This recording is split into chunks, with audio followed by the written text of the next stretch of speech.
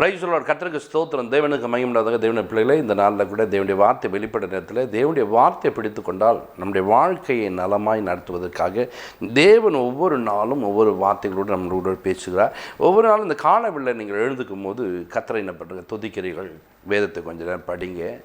வேதத்தில் தேவன் நமக்கு என்ன கற்றுக் கொடுக்க விரும்புகிறார், தேவன் எனக்கு என்ன சொல்ல போகிறார் என்பதை ஒவ்வொன்றையும் நீங்கள் அறிந்து கொள்ள வேண்டும். அவரை அறிந்து கொண்டீங்கன்னு சொன்னால் உங்கள் வாழ்க்கை தரம் உயர்ந்திருக்கும். நாம் எப்பொழுதும் அப்படி அறிந்து கொள்வதற்கு பிரயாசப்பட வேண்டும். இன்றைக்கி அநேகருக்கு அவரை அறியாமல் போயிடுறீங்க. வேதம் பாருங்கள், அழகாக இருக்கிறது. உன் பிதாவின் தேவனை நீ அறிந்து கொண்டு, பாருங்களேன், பிதாவின் தேவனை ஒரு மனிதன் அறிந்து கொள்ள வேண்டும் என்று தாவீது தன் மகனாகிய சாலமோனுக்கு சொல்லிக் கொடுக்குறார். அப்போ நாம் அறிந்து கொண்டோம் என்று சொன்னால் அவர் என்ன சொல்லுகிறார், அவர் என்ன செய்ய போகிறார், அவர் என்ன செய்ய சித்தமாக இருக்கிறார் என்பதை நம்ம அறிந்து கொள்ளலாம். கவனிங்க, அப்படி ஒரு நாள் பாருங்கள், ஆபிரகாம் அறிந்து கொண்டார். தன் மகனாகிய ஈசாக்கு அதை கற்றுக் கொடுக்கிறார். அந்த மகன் தேவனை அறிந்து கொண்ட ஒரு மகனாய் வாழ்கிறான். இப்போ அறிந்து கொண்ட மகன் பாருங்கள், ஒரு நாள் பஞ்சம் ஒன்று வரும்போது அவன் அந்த தேசத்தை விட்டு புறப்பட வேண்டும் என்று பயணத்தை தொடங்குறான். அப்படி தொடங்கக்கூடிய நேரத்தில் தேவன் அவனுக்கு இடைப்படுகிறார்.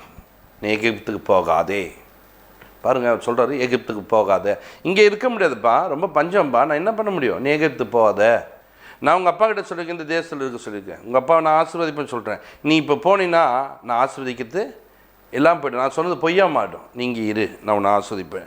ஆனால் சுற்றிலும் பஞ்சம், ஒன்றுமில்லாத ஒரு சூழ்நிலை, வெறுமை காணப்படும். இந்த வெறுமையில் நான் எப்படி இருக்க முடியும், நான் என்ன செய்ய முடியும், நீங்கள் இரு, நான் உன்னை ஆஸ்வதிப்பேன், நான் உன்னை ஆஸ்வதிப்பேன். கவனிங்க, நீங்கள் அந்த வார்த்தையை நீங்கள் பார்க்கும்போது பாருங்கள், ஆதியாகமம் 26:2 நீங்கள் வாசிக்கும்போது பாருங்கள், கர்த்தர் அவனுக்கு தரிசனமாகி, நீ எகிப்துக்கு போகாமலும் நான் உனக்கு சொல்லும் தேசத்திலே குடியிரு. நீ எகிப்துக்கு போகக்கூடாது, நான் சொல்லக்கூடிய தேசத்தில் குடியிரு. அப்போ கர்த்தருடைய வார்த்தை பிடித்துக்கொண்டு ஒரு மனிதன் வாழுகிற ஒரு மனிதனுடைய வாழ்க்கை நலமாயிருக்கும், அது மேன்மையாக இருக்கும், அது உயர்வாக இருக்கும். இன்றைக்கு நீங்கள் கர்த்தருடைய வார்த்தை பிடித்து கொண்டவர்களாய் மாற வேண்டும். கர்த்தர் எனக்கு ஒரு வார்த்தை சொல்கிறேன்னா அதை பிடிச்சுன்னு கட்டிமா இல்லை, இவர் இப்படி சொல்கிறாரு, அங்கே இப்படி சொல்கிறாங்க, நான் என்னங்க பண்ணது? மனுஷன் வார்த்தையும் கர்த்தருடைய வார்த்தையும் ஒன்றா சேர்த்து பார்ப்பேன். நான் சொல்கிறேன், கர்த்தர் சொன்னால் அப்படியே நடக்குங்க, கர்த்தர் சொன்னால் என் வாழ்க்கை அப்படியே பழிக்குங்க. எப்படி என்ன அப்படி சிந்தி, தேவனை அப்படி நோக்கி பாரு, தேவனோடு கூட அப்படி ஐக்கியத்தை உண்டு பண்ணிக்கொள். கர்த்தர் சொல்லிட்டேன்னா என் வாழ்க்கையில் அப்படியே நடக்குங்க. நீ இந்த தேசத்தில் குடியிரு, நீங்கள் இரு, நான் உனக்கு சொல்கிறேன், நான் உனக்கு சொல்லும் தேசத்தில் நீ குடியிரு. அப்போ பாருங்கள், அவர் குறிப்பிட்ட இடத்த சூஸ் பண்ணி வச்சுருக்கிறார். பாருங்கள், தேவனுடைய பிள்ளைகளை வார்த்தை கேட்டு நடக்கிறவர்களுக்கு ஆண்டவர் ஒரு இடத்தை சூஸ் பண்ணி வச்சுருக்கார். அது சொல்கிறாரு, நான் இங்கேருந்து புறப்பட பண்ணி பாலும் தேனும் ஓடக்கூடிய கானானுக்குள்ளே நான் கொண்டு போவேன்னு சொல்லிட்டு ஒரு இடத்த அவர் தான் சூஸ் பண்ணி, அது எப்படியாப்பட்ட இடமா, பாலும் தேனும் ஓடக்கூடிய இடம். நீங்களே உங்கள் பிள்ளைகளுக்கு ஒரு நல்ல வீட்டை கட்டி இந்த இடத்துல இப்படி இருக்கணும், அப்படி இருக்கணும், எல்லாம் வசதியும் இருக்கணும், எல்லாம் பார்க்குறீங்களே, நம்முடைய தேவன் அப்படி பார்க்க மாட்டாரா? அவருடைய வார்த்தை பிடித்துக்கொள்ள, அந்த வார்த்தை உன்னை காணும்படிக்கு, அந்த வார்த்தை உனக்கு இப்படி செய்யும்படிக்கு ஆண்டவர் உன்னை வழிநடத்த வல்லவராக்கார்.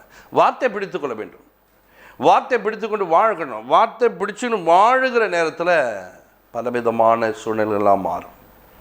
இயற்கை சூழ்நிலைலாம் எல்லாம் உனக்கு எதிராக செயல்பட்ட மாதிரி தான் இருக்கும், ஆனால் எல்லாம் உனக்கு சாதகமாக முடியும். காற்றும் காண மாட்டேன், மழையும் பார்க்க மாட்டேன். அப்போ காற்று மழை ரெண்டு வந்தால் தான் அங்கே தண்ணி நிரப்பப்படும். அப்போ இயற்கை எப்படி இருக்குது? காற்று வீசவில்லை, மழை பெய்யவில்லை, அப்புறம் எப்படிங்க தண்ணி வரும்? கர்த்தருடைய வார்த்தை இருக்குதா? அந்த வார்த்தை சொல்லிட்டு போகிறாங்க, ஆனாலும் நீங்களும் உங்கள் மிருக ஜீவங்களும் குடிக்கும்படிக்கு தண்ணீர் கர்த்தர் கொடுக்க வல்லவராக்கிறார். இன்றைக்கு கர்த்தருடைய சமூகத்தில் வந்திருக்க நீ, கர்த்தருடைய வார்த்தை பிடிக்கிற நீ, ஒரு காரியத்தை நீ புரிந்து கொள்ள வேண்டும். உன் தேவன் உனக்கு ஒரு உயர்வை கட்டளையிட வல்லவராக்கார். உன் தேவன் உனக்கு ஒரு மேன்மையை கொடுக்க ஒரு வல்லவராக. இன்றைக்கும் கர்த்தருடைய சமூகத்தில் வந்திருக்க நீ கர்த்தருடைய வார்த்தையை பிடித்து கொள்ள வேண்டும், கர்த்தரோடு கூட ஐக்கியப்பட வேண்டும், கர்த்தரோடு கூட உறவில் நிற்க வேண்டும். வார்த்தை கிடைச்சா வார்த்தை பிடிச்சிக்கோ, விட்டுறாத. இன்றைக்கி அநேகருக்கு வார்த்தை தேடி வந்தும் வாக்குத்தத்தங்கள் கிடைச்சும் அந்த வாக்குத்தத்தங்களை அவரால் பிடித்து கொள்ள முடியவில்லை. அந்த வாக்குத்தத்தங்களை அவருக்கு உரியதாக எடுத்துக்கொள்ள முடியும். அந்த வாக்குத்தத்தத்துக்குள்ளே அவங்க என்ன பண்ண வாழ முடியல. ஏன்? எதனால்? பாருங்கள், எல்லா வார்த்தையும் போல் இந்த வார்த்தையை நம்புகிறேன். மனுஷ வார்த்தை பாருங்கள், ஒன்று சொல்லுவான், செய்ய மாட்டான். அன்றைக்கி சொன்னேன், ஆனால் நீங்கள் செய்ய முடியல, என்ன பண்ணுது? அதே போல் யாருடைய வார்த்தையை பார்த்துட்டோமா? தேவனுடைய வார்த்தைன்ற இல்லை, தேவனுடைய வார்த்தை வித்தியாசமானது. அவர் சொன்னால் அதை செய்து முடிக்கிற ஒரு தேவன், அவர் சொன்னதை செய்கிற ஒரு தேவன். அப்படிப்பட்ட ஒரு தேவன் இடத்துல வந்திருக்கோம். நாம் இன்றைக்கி எப்படி இருக்கிறோம்?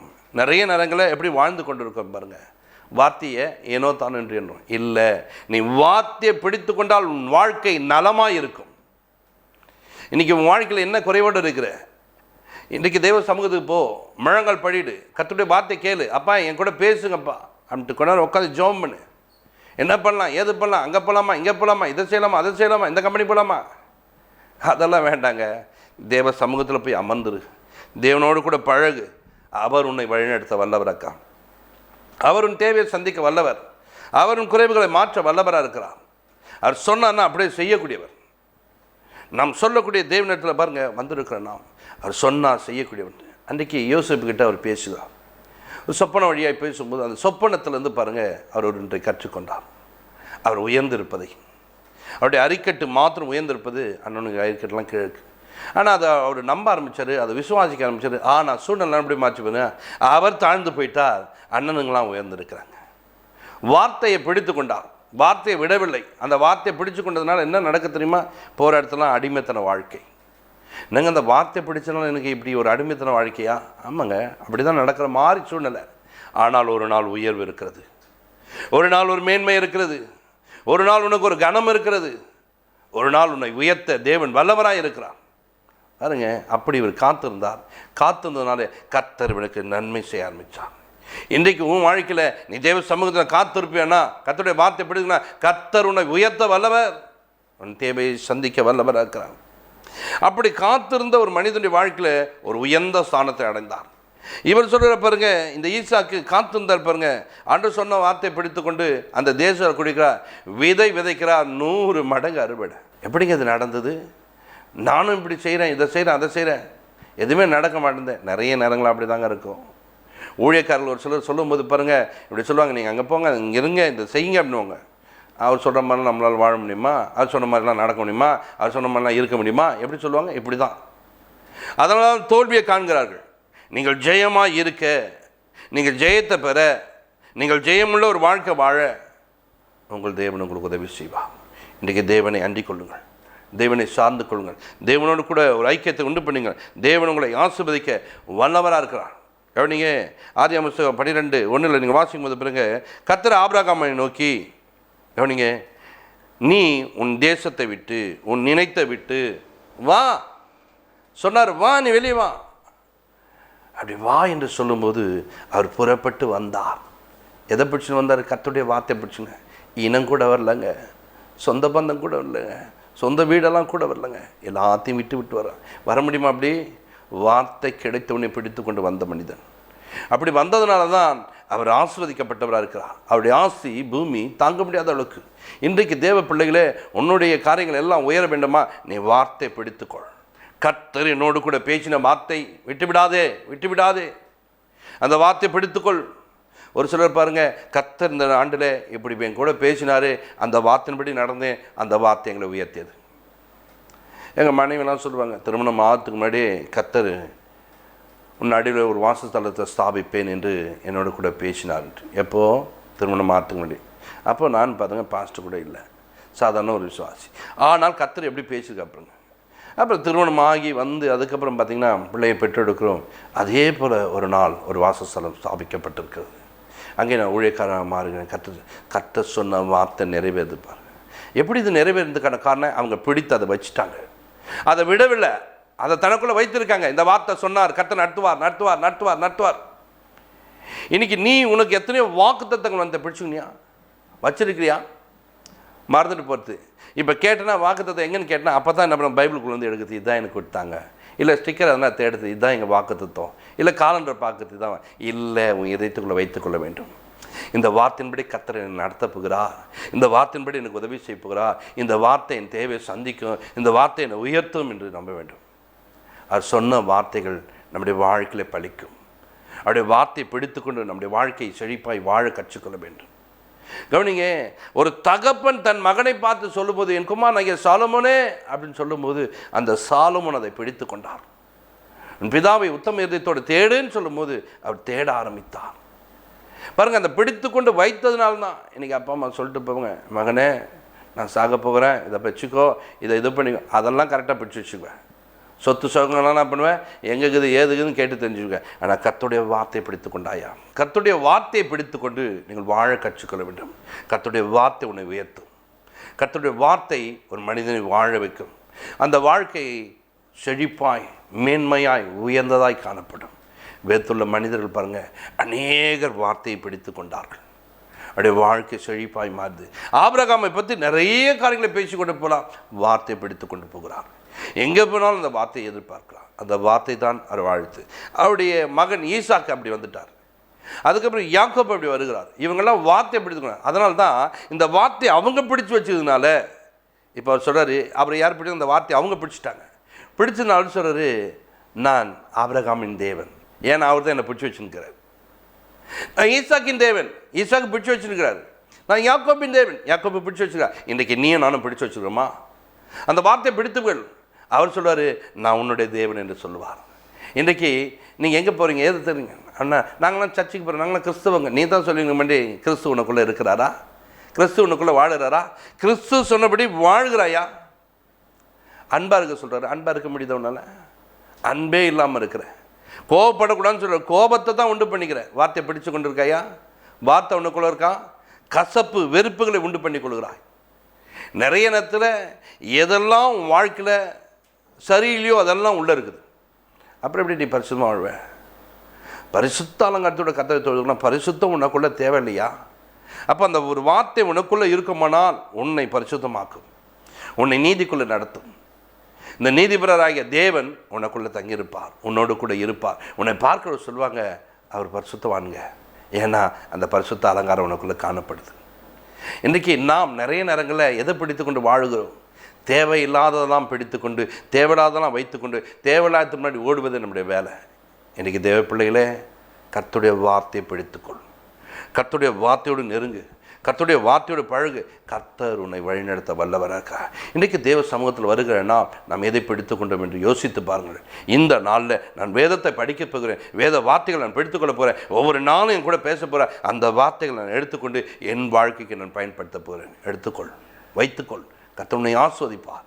நிறைய நேரங்களில் எதையோ வைத்து கொண்டிருக்க நீங்கள் வார்த்தையினால் நிரப்பு. அநேகர் வந்து உங்கள்கிட்ட பேசுவாங்க, அந்த வார்த்தைகளுக்கெல்லாம் முக்கியத்துவம் கொடுக்காது. அந்த வார்த்தைகள்லாம் தேவையில்லாத வார்த்தைகள், குப்பையை கொண்டு போயிடுவாங்க. அவங்க எப்படியா இவங்க எப்படியான்னு சொல்லிட்டு குறைகளை கொண்டு வந்து வச்சுருவாங்க. கர்த்தருடைய வார்த்தையை பிடித்துக்கொள்வேனா, அந்த வார்த்தை உன்னை செழிப்பாய் மாற்றும், அந்த வார்த்தை உன்னை உயர்த்தும், அந்த வார்த்தை உன்னை மேன்மைப்படுத்தும். இவர் வார்த்தை பிடித்து கொண்டார். நீ இங்கே இரு சொன்னாரா? இந்த தேசத்தில் இருக்க சொன்னார், இருந்தேன். இருந்து அதே தேசத்தில் விதை வைக்கிறார். அதே தேசத்தில் அவருக்கு அது ஆசீர்வாதமாய் மாறியது. இன்றைக்கு நீ வார்த்தை பிடித்துக்கொண்டு, இந்த மாத்திரை கர்த்தர் என்னோடு கூட பேசின வார்த்தைகள், இந்த வருடத்தில் கர்த்தர் என்னோடு கூட பேசின இவைகளை நான் பிடித்துக்கொள்வேன், நான் வைத்துக்கொள்வேன் என்று வைத்துக்கொண்டு கர்த்தர் என்னோடு கூட பேசியிருக்கார். நிச்சயமாக இது நடக்கும், நிச்சயமாக இது பலிக்கும், நிச்சயமாக என் வாழ்க்கையில் ஒரு உயர்வை தேவன் கட்டளையிட வல்லவர் என்பதை நீங்கள் நம்ப வேண்டும். கர்த்தருடைய வார்த்தை ஒரு மனிதன் பிடித்து கொண்டதுனால தான் சொல்கிறாரு, எது இல்லாமல் போனாலும் நான் கர்த்தருக்குள்ள மகிழ்ச்சியாக இருப்பேன். பாருங்கள், திராட்சை தோட்டத்தில் திராட்சை பழங்களே இல்லாமல் போனாலும் ஒன்றும் பிரச்சனை இல்லை. வயல்களில் தானியமே இல்லாமல், வயலெல்லாம் விளைஞ்சிருக்காங்க, தானியம் இல்லைங்க, பரவாயில்ல. கவனிங்க, அங்கே ஆட்டுத்தொழுது மாட்டுத்தொழுது எதுவுமே இல்லாமல் பரவாயில்ல, ஒன்றுமே இல்லாமல் போனால் கூட நான் கர்த்தருக்குள்ளே மகிழ்ச்சியாக இருப்பேன். ஏன்னா கர்த்தர் என்னை ஆசீர்வதிக்கக்கூடியவர், கர்த்தர் என்னை உயர்த்தக்கூடியவர், கர்த்தர் என் தேவை செஞ்சீங்க. பாருங்கள், இன்றைக்கி ஆலயத்துக்கு போகிறவங்க எல்லாம் வந்துச்சுன்னா, கர்த்தர் இன்னும் இந்த நாளில் ஜபத்துக்கு கேட்டு நல்லா இருக்கிறேங்க நாங்கள் ஒன்றும் இல்லைன்னா வருத்தப்படுறேன், ஒன்றும் இல்லைனா எதுக்கு நான் சர்ச்சைக்கு போனேன், எதுக்கு கடவுள் தேடி என்ன பிரயோஜனம்? வீட்டில் இருக்கவங்க கேட்குறாங்களோ இல்லையோ, நீ அந்த முடிவுக்கு வந்துடு. வீட்டில் இருக்கவங்க கேட்பாங்க, எதுக்கு நீ சர்ச்சைக்கு போகிற, சர்ச்சைக்கு பார்த்தோம் என்ன பயன்? அப்படின்னாங்க. நீ தான் சொல்லணும், நான் வார்த்தை பிடித்து வைத்திருக்கேன், இந்த வார்த்தை என்னை செழிப்பாய் மாற்றுவேன், இந்த வார்த்தை எனக்கு ஆசீர்வாதமாக இருக்கும், இந்த வார்த்தையினால் நான் தேற்றப்படுவேன், இந்த வார்த்தை உன் வாழ்க்கையில் ஒரு நாள் ஆசீர்வாதமாக இருக்கிறத நீ பார்க்க தான் போகிறப்பான்னு சொல்லணும். எங்கள் வீட்டில் சொல்கிறாங்க, நீ வார்த்தைன்னு ஓடுற, என்ன கிடைக்க போகுது, என்ன நடக்க போகுது, நீ அங்கே போகிறதுனால என்ன பயனாங்க, ஒரு நாள் பாருங்கள் அப்படின்ட்டு வந்தேன். ஆனால் இன்றைக்கி அந்த செழிப்பாய் கர்த்தர் மாற்றி ஆசீர்வாதத்தை வைத்திருக்க ஆச்சரியமாக பேசுகிறாங்க. கர்த்தர் நம்மளை வழிநடத்த வல்லவராக இருக்கிறான். தேவ பிள்ளையே, நம் தேவனை சார்ந்து கொள்ளும். பரலோக பிதாவே, நமக்கு நன்றி சொல்கிறோம். இப்பொழுதும் வார்த்தையை பிடித்து கொள்ளத்தக்கதாக பிள்ளைகளை ஆசீர்வதிங்கப்பா. அப்பா, இவர்களாய் சொந்த முயற்சியில் ஓடி போய் எகிப்தை தேடி ஓடி, அப்பா அவர்களாண்ட வெட்கப்பட்டு நிற்காதபடிக்கு ஆண்டவரே, அன்றைக்கு ஈசாக்கு குறுக்கிட்டு ஆண்டவரே, நீ பேசின தேவன், இங்கே இரு நான் உன்னை ஆஸ்வதிப்பேன்னு சொல்லிட்டு இருக்க சொல்லி ஆசுவத்த தேவன் ஆண்டவரே, இந்த பிள்ளைகளையும் கர்த்தர் ஆஸ்வதிங்க.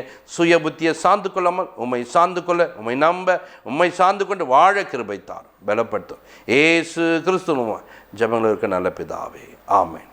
God bless you.